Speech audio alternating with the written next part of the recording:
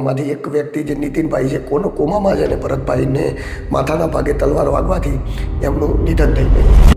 આવું પહેલી વાર જોયું કે સરે આમ કોઈ લુખ્ખા તત્વો તલવારો લઈને ઘૂસી આવે ને કોઈનું મર્ડર કરે. હું જ્યારે મળવા માટે ગયો ત્યારે એમના ભાઈ મેહુલભાઈ મને પરિચય કરાવતા હતા કે અમારા ભાઈ ભરતભાઈના વાઇફ છે શીતલબેન, તે 7 વર્ષની બાળકી ઊભી હતી. વાતચીત એવી આવી છે કે નીતિનભાઈ અને બંનેને કંઈક પૈસાની બાબતની અદાવત હતી. 4 વ્યક્તિઓ રામદેવ હોટલની બાજુની અંદર પહોંચે છે.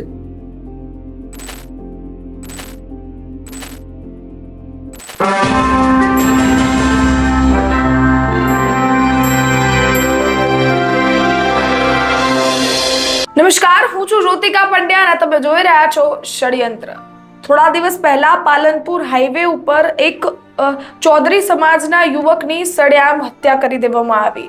એવી તો શું જૂની અદાવત હતી કે માનવતા પણ આગળ ન આવી અને ત્યાં જ હત્યા કરી દેવામાં આવી.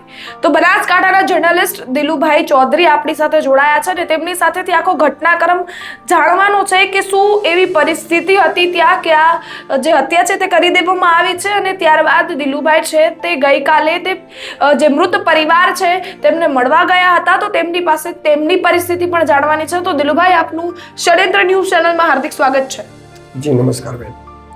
દિલુભાઈ, મારો પહેલો પ્રશ્ન એ છે કે જે રીતે આ પાલનપુર હાઈવે ઉપર એક ચૌધરી સમાજ ના ભરતભાઈ ચૌધરીની સડેઆમ હત્યા કરી દેવામાં આવી, તો એવી તો શું પરિસ્થિતિ હતી કે એવી તો કઈ જૂની અદાવત હતી કે આ જે સમગ્ર વસ્તુ બની, જે હત્યા કરી દેવામાં આવી, એ કઈ રીતે થઈ? જો બેન, જૂની અદાવત તો જે આ ભરતભાઈની હત્યા થઈ એમને તો કોઈ હતી નહીં. ઓકે, હા. ભરતભાઈને કોઈ લાગતું વળગતું હતું નહીં, પરંતુ વાતચીત એવી આવી છે કે નીતિનભાઈ અને બંનેને કંઈક પૈસાની બાબતની અદાવત હતી. પૈસાની લેવડ દેવડ હશે, એટલે ખુલીને કોઈ વાતચીત આવી નથી, બરોબર.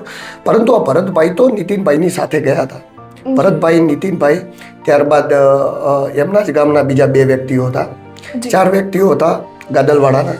4 વ્યક્તિઓ બાબા રામદેવ હોટલની બાજુની અંદર પહોંચે છે. ગાડી લઈને ત્યાં ઊભા રહે છે ને ત્યાં પછી અચાનક ટોળું આવી જાય છે. અને આવેલું ટોળું આમના ઉપર તલવારો, બીજા તીક્ષ્ણ હથિયારો વડે હુમલો કરી દે છે. અને જેમાં 2 જણ ગાડીમાં બેઠા હોય તો ગાડી લઈને ભાગી જાય છે. અને આ 2 જણ ત્યાં રહી જાય છે. અને એમાંથી એક વ્યક્તિ જે નીતિનભાઈ છે કોમામાં છે, અને ભરતભાઈને માથાના ભાગે તલવાર વાગવાથી એમનું નિધન થઈ ગયું.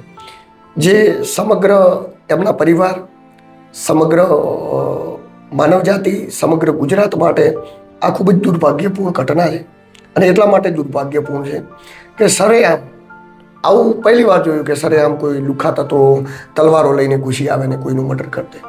એટલે હવે લુખ્ખા તત્વોને પોલીસનો ડર રહ્યો નથી, અથવા તો એવી આકરી સજા નથી કરવામાં આવતી કે જેથી કોઈ એવો દાખલો બેસે કે કોઈ વસ્તુ થઈ શકે છે કે જેનાથી આ લુખ્ખા તત્વોની અંદર ડર પેદા થાય.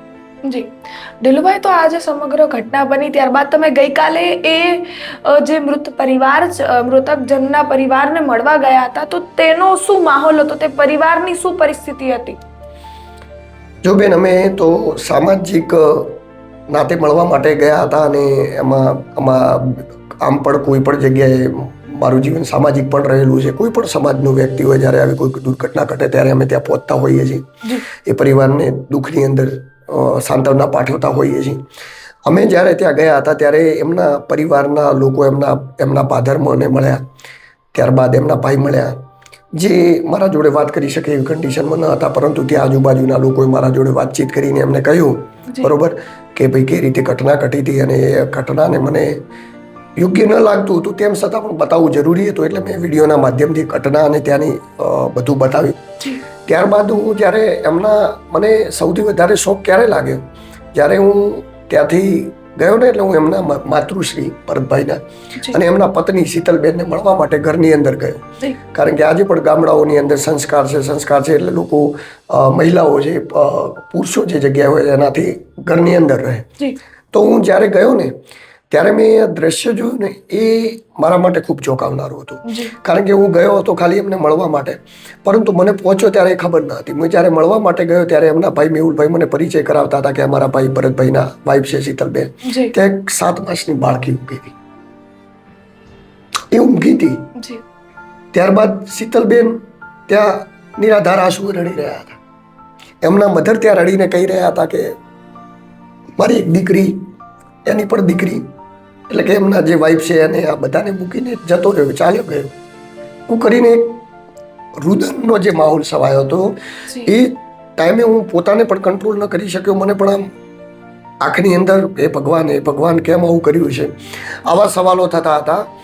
અને તમે વિચાર કરો કે એમના જે પત્ની છે ને એમને કન્ટિન્યુઅસ ઓઇલ લગાવેલી છે અહીંયા, કારણ કે એમને એ જ્યારે પણ વધારે રડે કે જ્યારે પણ એમને યાદ આવે ભરતની એટલે સીધા એ બેભાન થઈ જાય. એમને હોસ્પિટલ ડૉક્ટર તેમના ઘરે રાખેલો છે સ્પેશિયલ, બરોબર.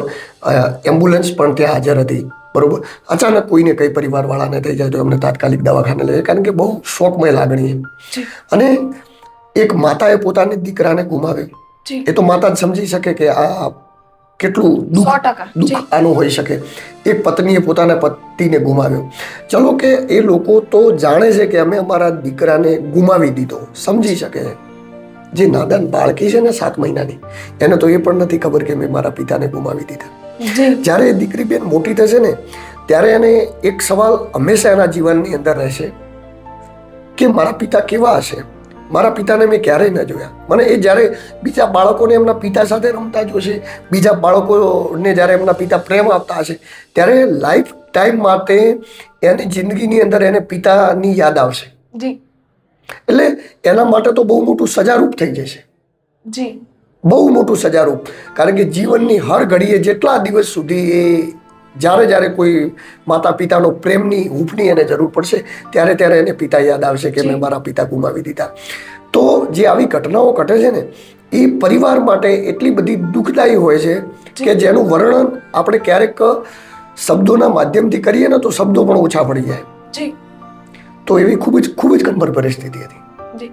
દિલુભાઈ, જે રીતે તમે વાત કરી, તમે કીધું કે ભરતભાઈ છે તેમની કોઈ જ અદાવત સામે નથી આવી ખુલીને, તો વાત તો નીતિનભાઈની હતી ને તેમની ખાલી સાથે જ ભરતભાઈ ગયા હતા ને જ્યાં ઘટના બની એમાં તેમનું નિધન થઈ ગયું. તો આમાં લુખ્ખા તત્વો કેટલા બેફામ બની ગયા છે કે તેને પોલીસનો કોઈ ડર જ નથી કે અમે આ કરશું તો અમને આ સુધી સજા થશે. આમાં એક પોલીસની પણ ખામી આપણે દર્શાવી શકીએ. જો બેન, વાતચીત કેવું છે અત્યારે કેવું થઈ ગયું છે, અત્યારે એક ફેશન થઈ ગઈ છે. જી, ફેશન કેવું થઈ ગયું છે કે અત્યારે ગુનેગારોને ડર રહ્યો નથી. જી, જો કોઈ ગંભીર ગુનો હોય, જી, કોર્ટમાં 99.99% કેસ તો ચાલતા વર્ષો લાગી જાય, કારણ કે એટલું ભરાણ છે કોર્ટનું. ત્યારબાદ વાતચીત કરીએ તો સજા પાડવા જાય તો અત્યારે ઘણા બધા કેસોમાં સજા નથી પડતી. કોઈ પોસ્કો એક્ટ લાગેલી હોય અથવા તો કોઈ મર્ડરની વધારે પડતી ધારા લાગેલી હોય, મર્ડરની મતલબ બેરહેમીથી કે કોઈ એવી રીતેની ધારા લાગેલી હોય, કે કોઈ ટેરરિસ્ટ એક્ટિવિટી હોય, અથવા તો કોઈ દેશદ્રોહનો ગુનો હોય જેમાં ગોલ્ડ સ્મગલિંગ હોય, કોઈ નોટોનું સ્મગલિંગ કર્યું, એવા ગંભીર ગુનાઓને છોડીને સજા કરવી ને એ અત્યારે બહુ અઘરું થઈ ગયું. એટલે ગુનેગારોને કેવું થઈ ગયું છે, બેફામ બની ગયા. એમને ખબર કે આપણે થોડી તોડાતાડી કરી, આ કરી 2-4 મહિના જેલમાં રહ્યા, બહાર આવ્યા, અને એકવાર કેવું હોય કે ગુનેગાર એકવાર જેલમાં જાય 2-4 દિવસ રહે, 5 દિવસ રહે તો સુધરી જાય.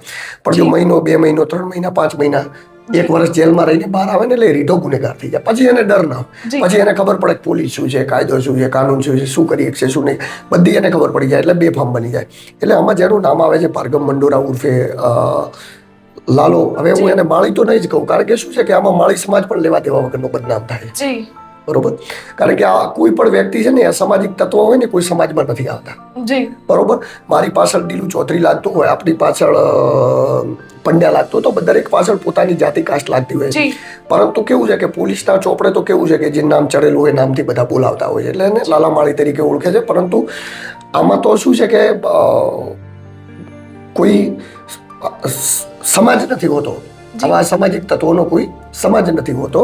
એટલે આવા જે અસામાજિક તત્વો છે, આવા અસામાજિક તત્વોને પકડી એમના ઉપર કડકમાં કડક કાર્યવાહી કરવી પડે. હજી સુધી જ્યાં સુધી મને માહિતી છે ત્યાં સુધી મેં માહિતી લીધી તો હજી સુધી પકડાયો નથી, બરોબર.